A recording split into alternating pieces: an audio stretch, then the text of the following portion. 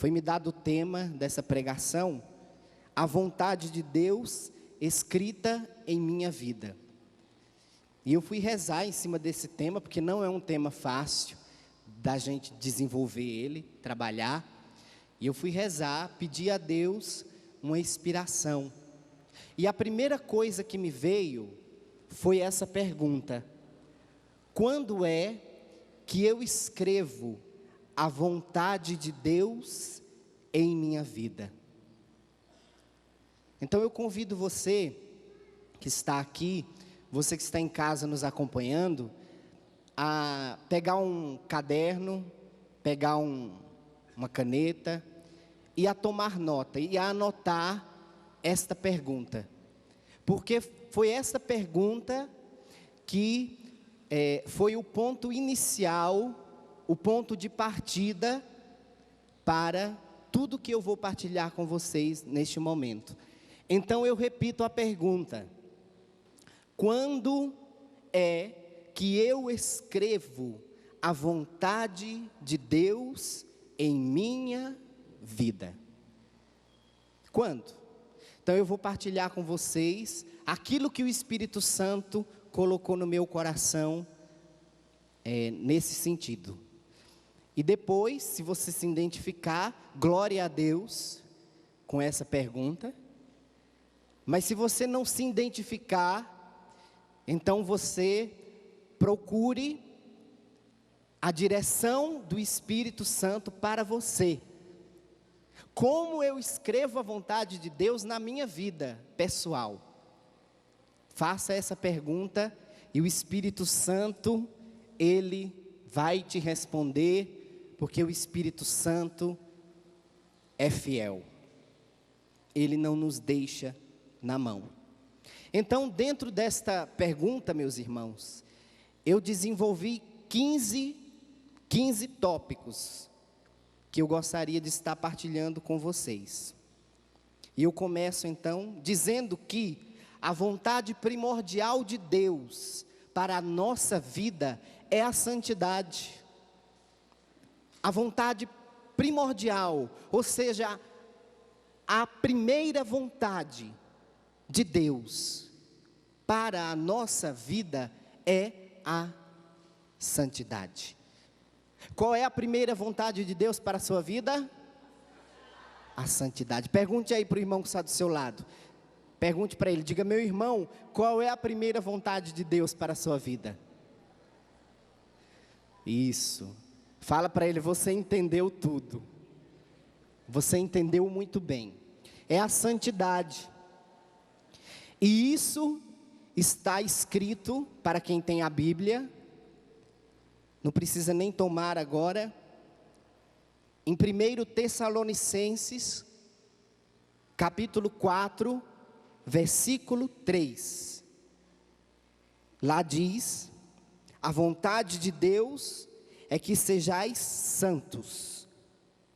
Ponto. Meus irmãos, esta é a condição indispensável, a santidade. Qual é a condição indispensável para a vida eterna com Ele? É a santidade. É a santidade. Agora eu falo para vocês do primeiro ponto. 1. A caneta e o papel que Deus me dá para escrever a sua vontade em minha vida é o encontro pessoal com Jesus. Eu até coloquei aqui em negrito. A caneta e o papel que Deus me dá para escrever a sua vontade em minha vida é o encontro pessoal com Jesus. Este é o ponto de partida. Este é o ponto de partida. Meus irmãos, eu não sei se você já ouviu falar nesta expressão, encontro pessoal com Jesus. Quem já ouviu, levante a mão. Glória a Deus.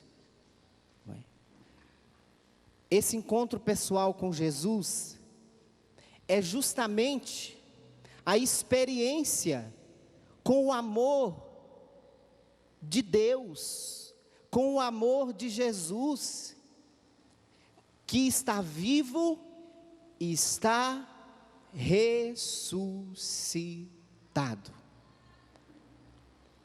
Meus irmãos, muitos de nós vivemos uma fé tradicionalista. E eu digo para vocês que a fé tradicionalista não sustenta ninguém. O que sustenta um cristão, um católico, o que nos dá perseverança até o fim, é a fé da experiência. É quando o nosso coração se encontra com o coração de Cristo. É quando nós experimentamos o amor de Cristo, que a nossa vida, meus irmãos, de fato é transformada.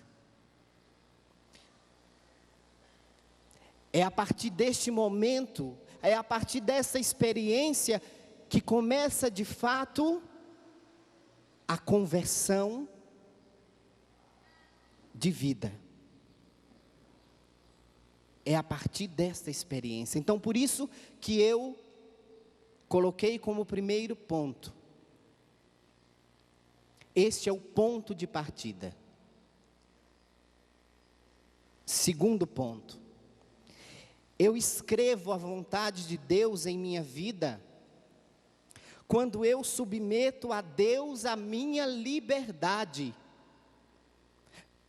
É preciso que eu submeta a Deus a minha liberdade, porque Deus fez de nós homens e mulheres livres, não é verdade? Temos o livre-arbítrio. Diante de ti, ponho a vida e ponho a morte. Mas tens que saber escolher. Então, é preciso que eu submeta a minha liberdade a Ele. E tenha a coragem de perguntar: Senhor, o que queres de mim? Gente, isso é submeter a liberdade a Deus. Senhor, o que queres de mim? O que queres que eu faça? Terceiro ponto.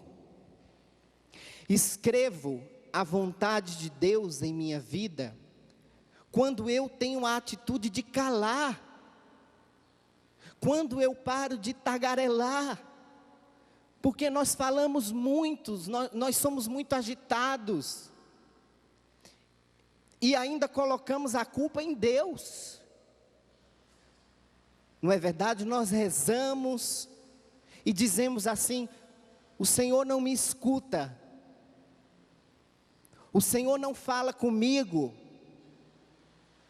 Mas eu pergunto: é o Senhor quem não está falando, ou é você que não está escutando?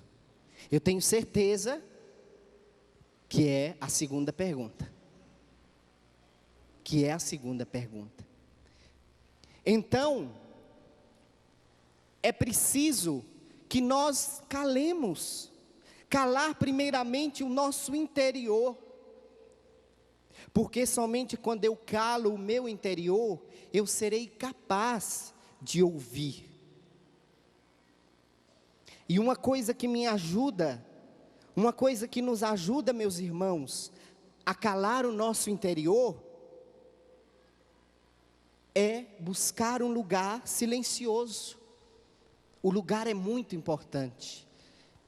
Buscar um lugar silencioso, longe das agitações exteriores. Ou seja, vai buscar. Se você tem uma casa de campo, vai para aquela casa de campo. Vai andar ali no meio da natureza. Com essa pergunta no coração: Senhor, o que queres que eu faça? Senhor, o que queres de mim? E você andando ali no meio da natureza, fazendo a oração da contemplação da criação, Deus vai falar com você. Se você não tem um lugar assim, tem algum parente que tem, vai até lá. Vai até uma casa religiosa, até um convento, até um monastério. Mas busque um lugar silencioso. O lugar é importante. Meus irmãos, muito maior que a coragem de perguntar, deve ser a coragem de ouvir. Muito maior que a coragem de perguntar, deve ser a coragem de ouvir. Você precisa perguntar e ficar para ouvir a resposta. Você não pode correr. Tem uma música do nosso pai, fundador. Essa música faz parte da história da Canção Nova. Eu quero chamar até o Márcio para a gente cantar. Porque ela fala disso, né? Da importância de buscar o silêncio, buscar o meu cantinho sem ninguém, para escutar aquilo que Deus quer falar comigo. Então vamos cantar essa música.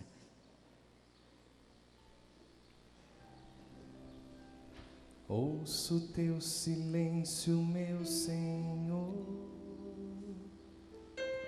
para distinguir só tua voz. Busco meu cantinho sem ninguém, para só contigo eu ficar. Eu te busquei no barulho, só encontrei solidão. Eu quis me encher de prazeres. Se você sabe, canta. E mais vazio fiquei, meu Senhor.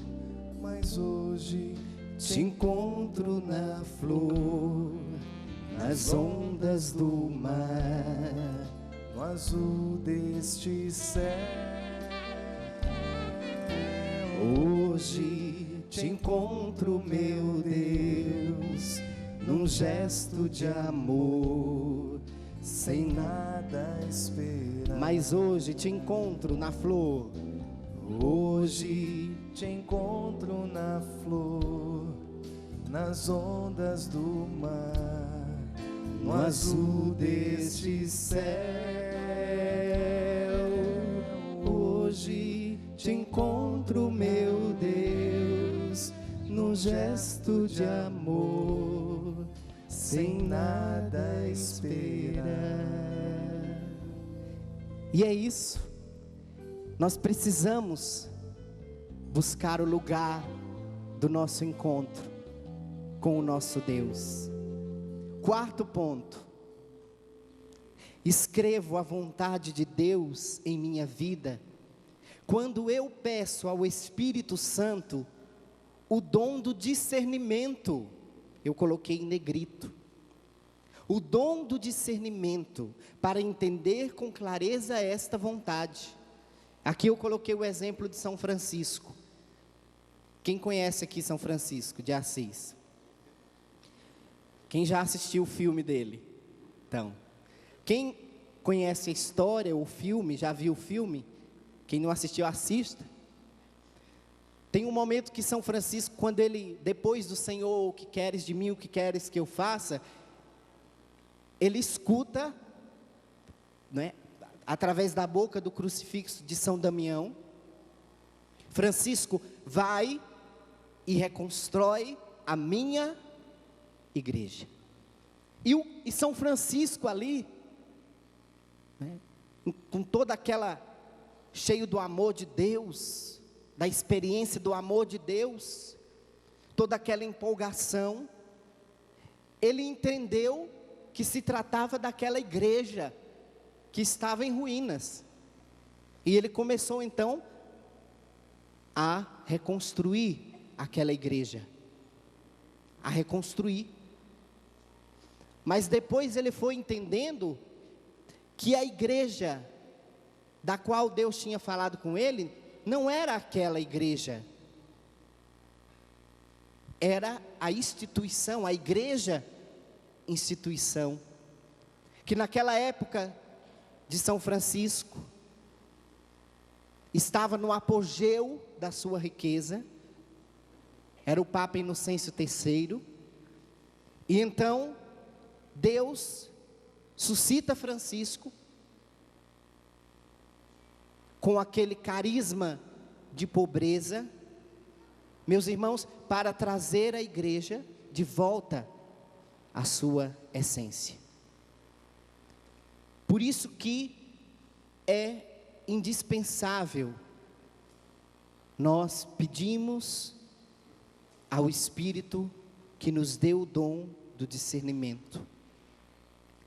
Quinto ponto: escrevo a vontade de Deus em minha vida quando eu tenho fé e determinação para realizá-la até as últimas consequências. É preciso de fé e de determinação.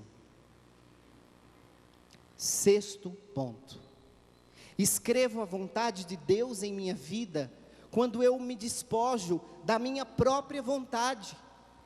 É preciso se despojar da nossa própria vontade, meus irmãos, e como é difícil, mas precisa para nós de um exercício diário, constante.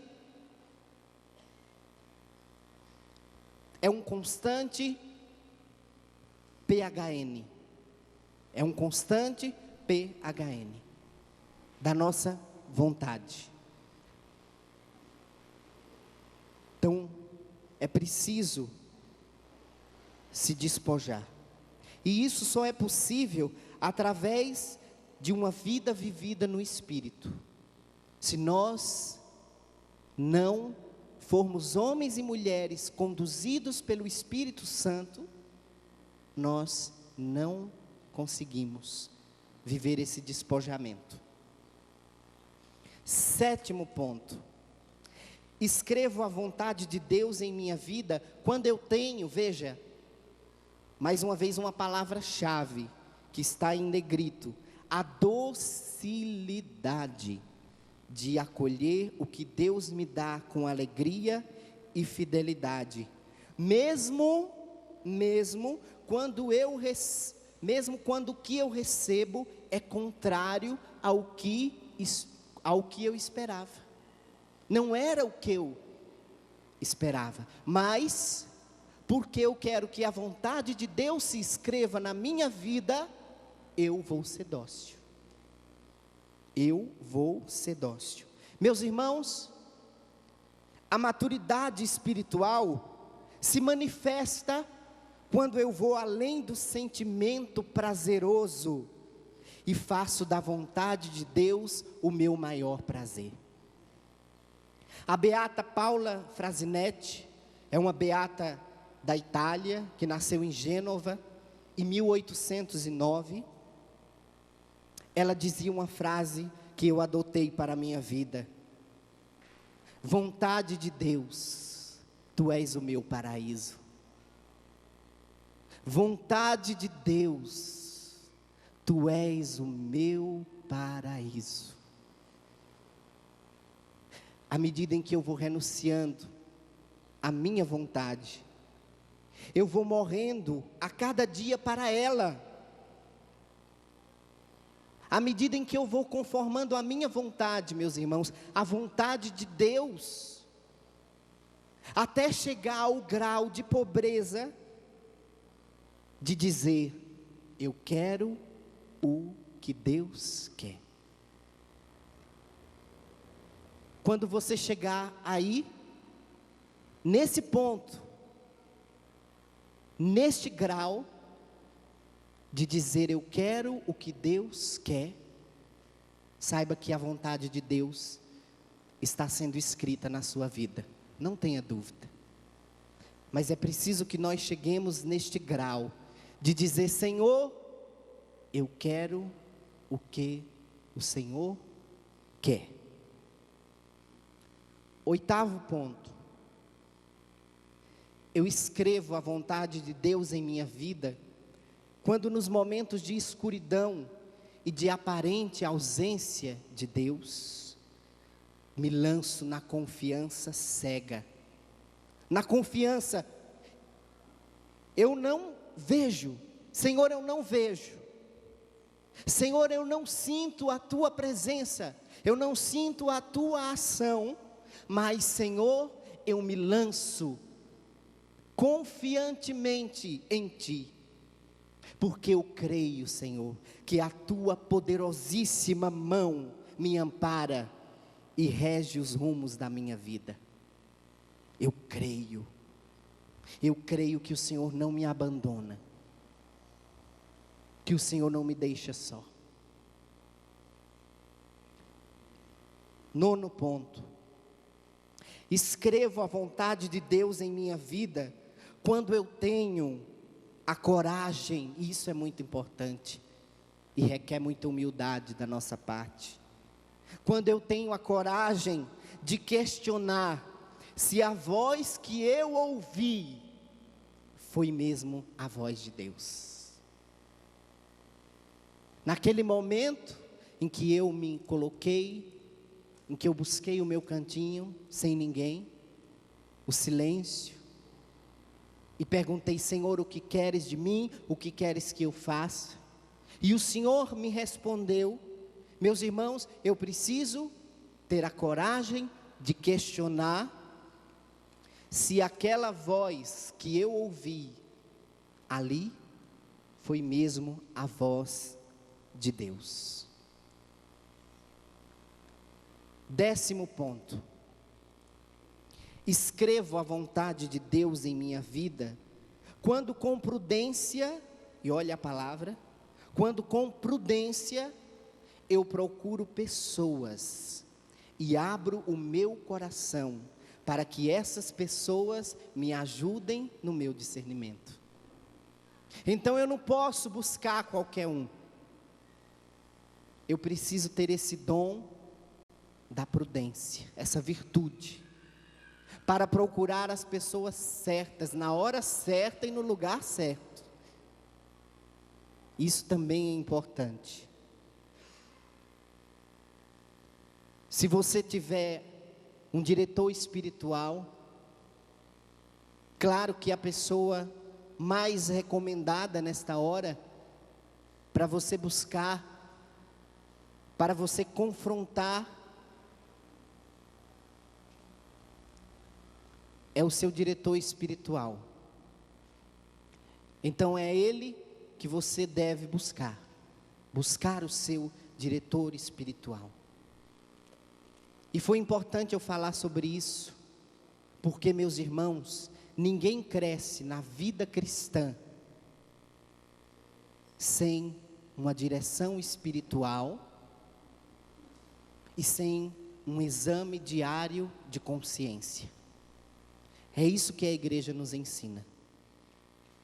Todo dia é preciso que nós, ao chegar na nossa casa, no final do nosso dia, antes de nos deitarmos para dormir, fazer um exame de consciência. Como foi esse meu dia? Como eu vivi? Diante de Deus, diante de mim, diante dos meus irmãos. Façam isso, se você ainda não faz, e vocês vão ver o quanto vocês vão crescer na vida espiritual de vocês.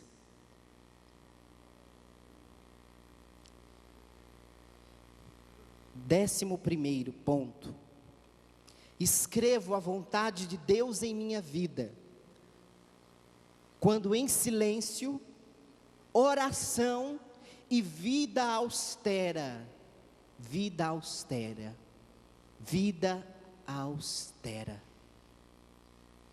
Meus irmãos, à medida em que nós vamos nos aproximando de Cristo,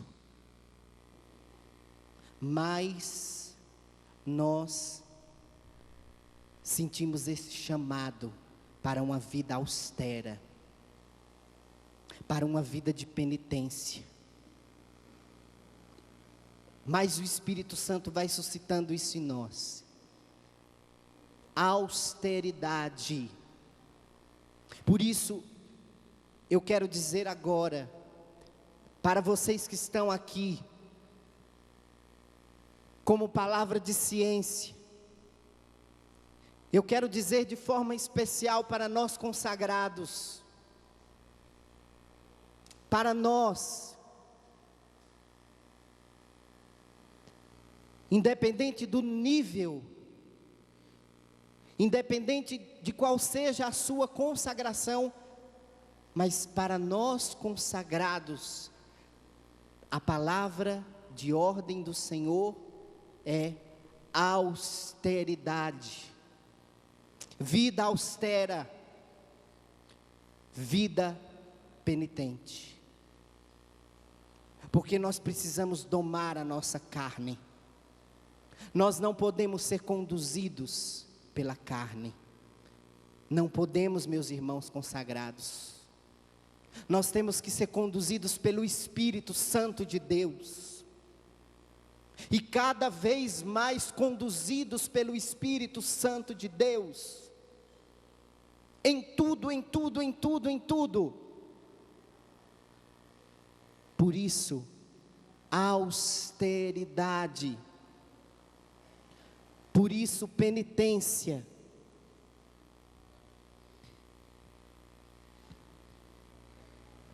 Desta maneira, eu vou gerando em meu coração a vontade de Deus, e o caminho para esta vontade vai se concretizando.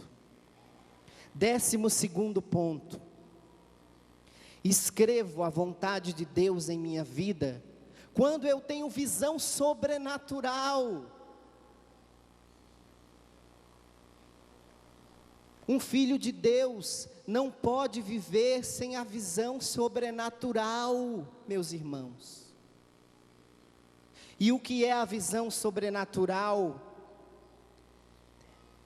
É a graça que Deus me concede para perceber tanto a ação do bem como a ação do mal em minha vida.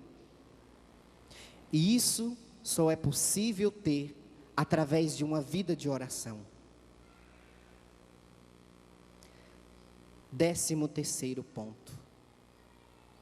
Escrevo a vontade de Deus em minha vida quando eu tenho humildade no coração. Pois a vontade de Deus, meus irmãos, fica opaca em um coração orgulhoso e soberbo. Eu vou repetir porque essa frase é muito importante. A vontade de Deus fica opaca em um coração orgulhoso e soberbo. Por isso, humildade. Humildade. E neste ponto, nós temos uma mestra, que é Maria Santíssima. Ela, mais do que ninguém, pode nos ensinar a viver esta vida de humildade. 14º ponto. Escrevo a vontade de Deus em minha vida, sendo um homem eucarístico. Precisamos ser homens, e quando eu digo homens, eu quero dizer mulheres também, porque a mulher foi tirada do homem, né? Então, sendo Homens, para as mulheres não ficarem chateadas, né? E mulheres, né? Eucarísticos. Eucarísticos. Eucaristia. Eucaristia comungada e adorada.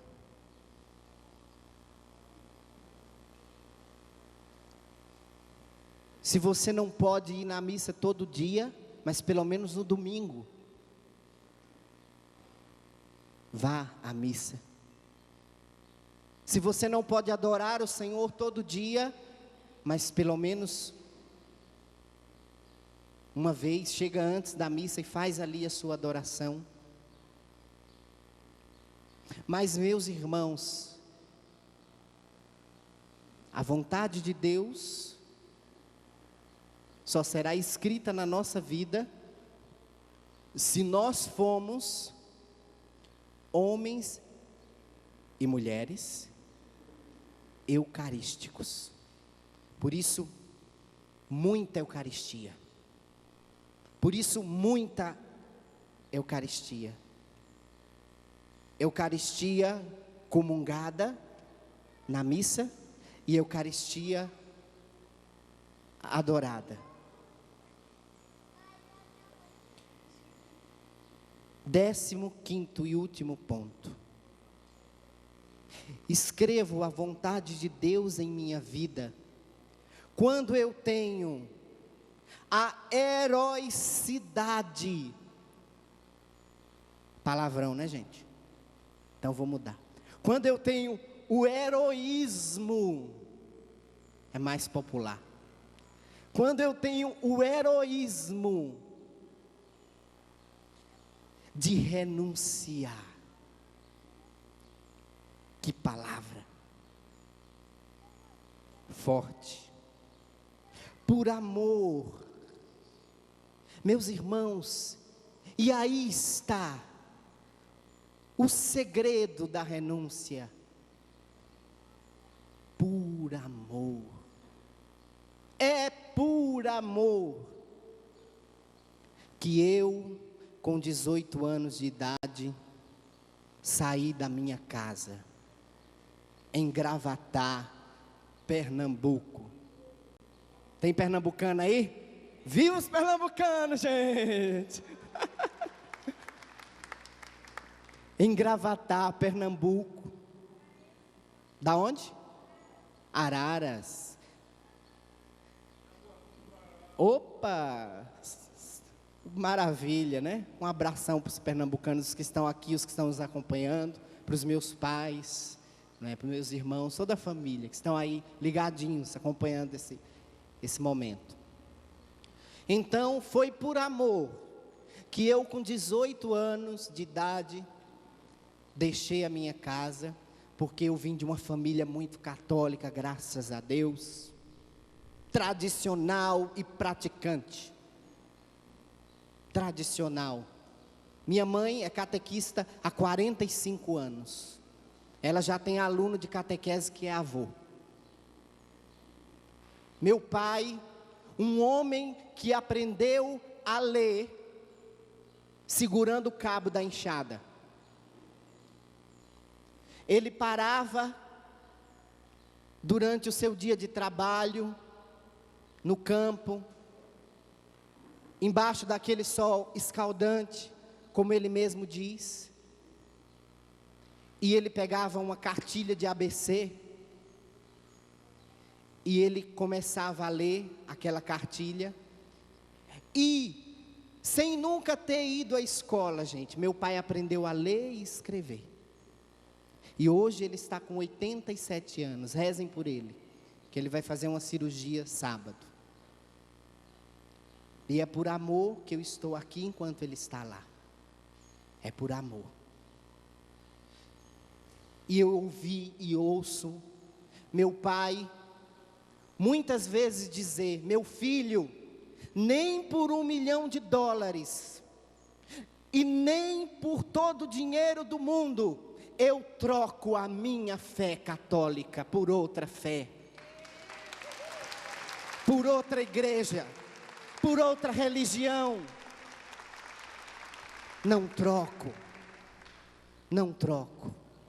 Meus irmãos, e foi neste ambiente que eu cresci, graças a Deus. Graças a Deus, que as minhas bases de fé foram levantadas na rocha que é Cristo. Não foi na areia. Então foi por amor que eu deixei essa família. A gente não é mineiro, mas vocês sabem que os nordestinos, eles são muito amorosos, não é verdade? Os nordestinos que estão aqui que o diga, muito afetivos, muito carinhosos. Então vocês imaginam o quanto foi difícil para mim deixar a minha família, mas foi por amor que eu deixei, por amor a Ele, por amor a Ele, por amor a este homem que é rei, mas que é um rei que se rebaixou e se deixou humilhar em uma cruz por amor a nós.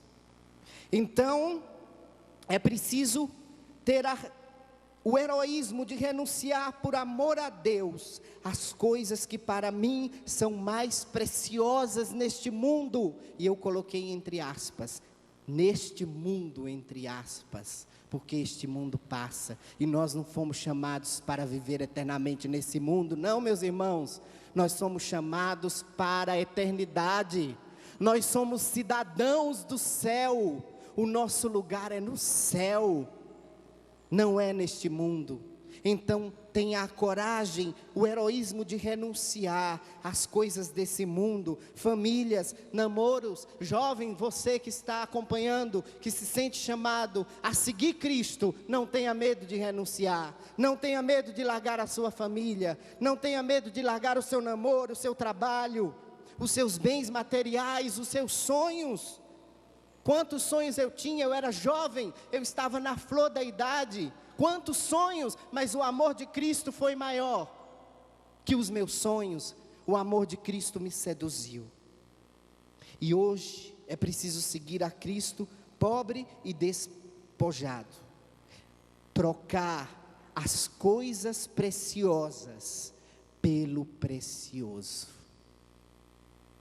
trocar as coisas preciosas. Quais são as coisas preciosas que você tem? Quais são? Entre aspas, não é? Esse preciosas entre aspas. Quais são as coisas preciosas que você tem?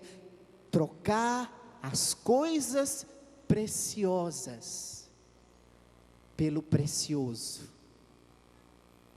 Pelo precioso da cruz. Por Ele. Tudo.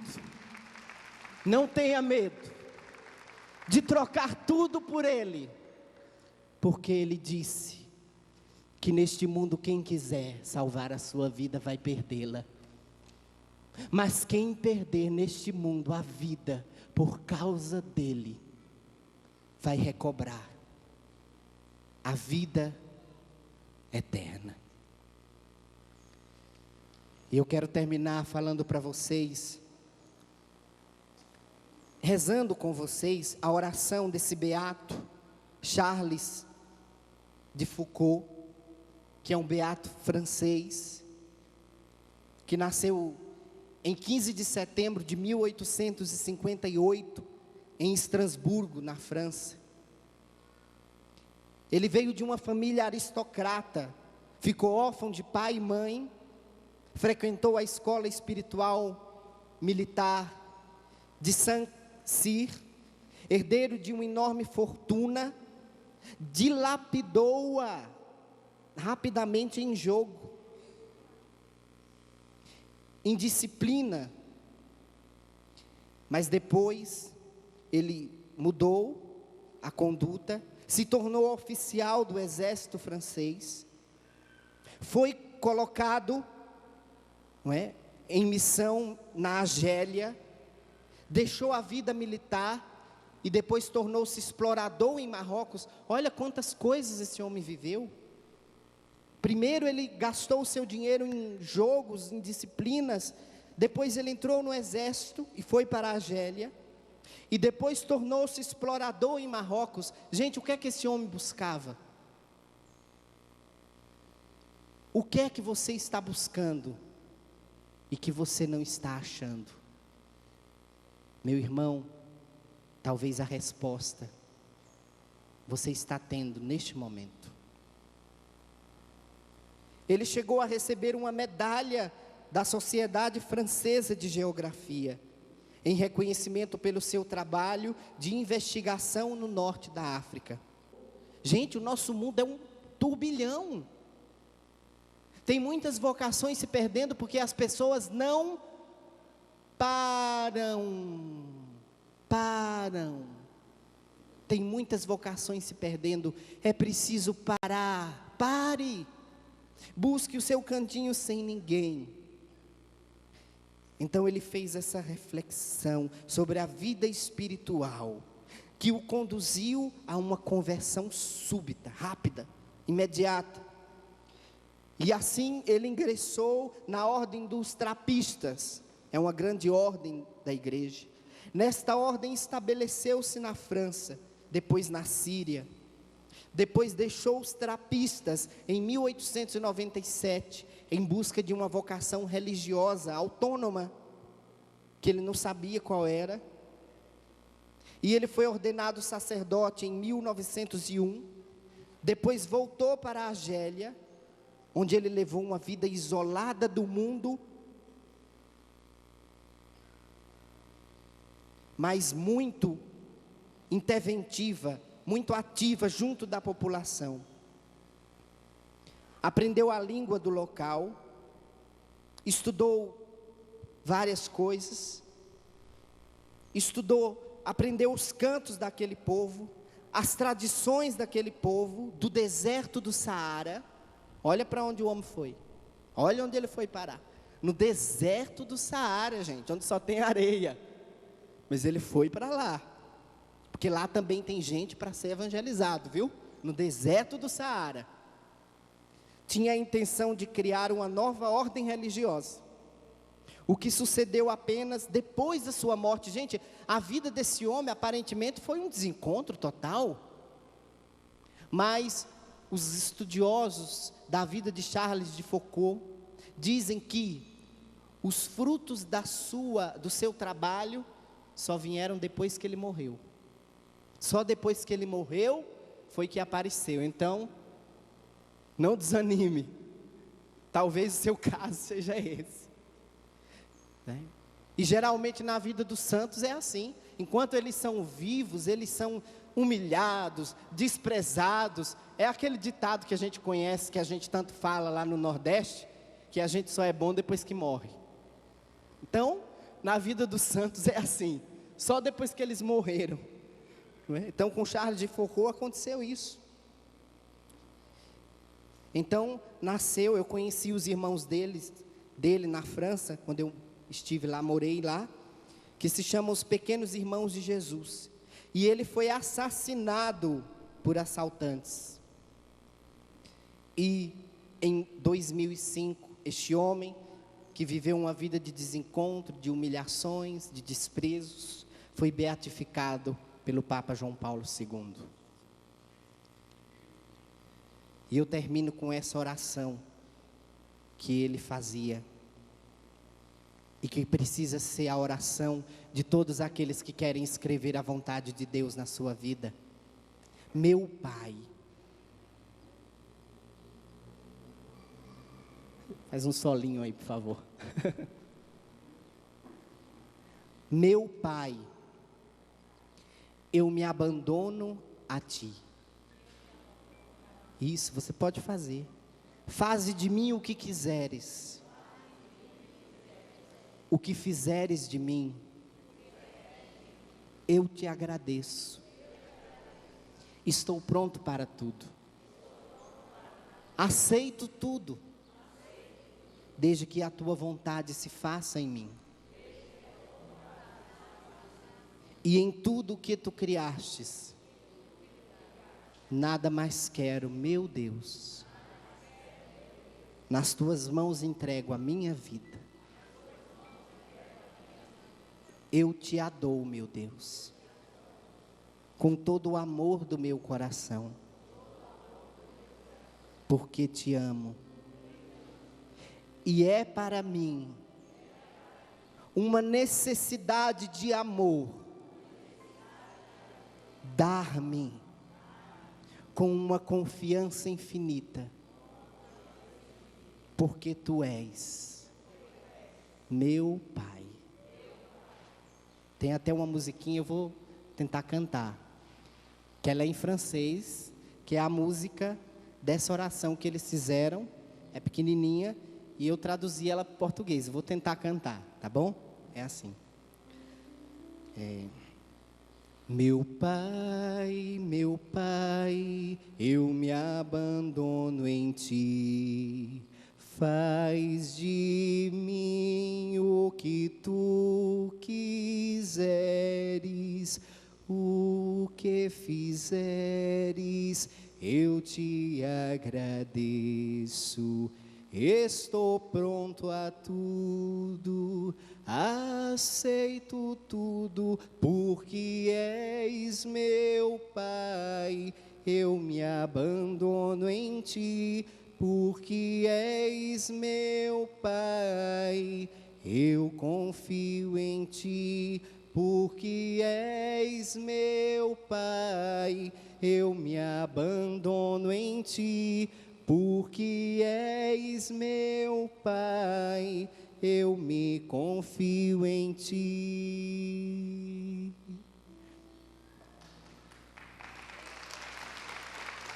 Amém.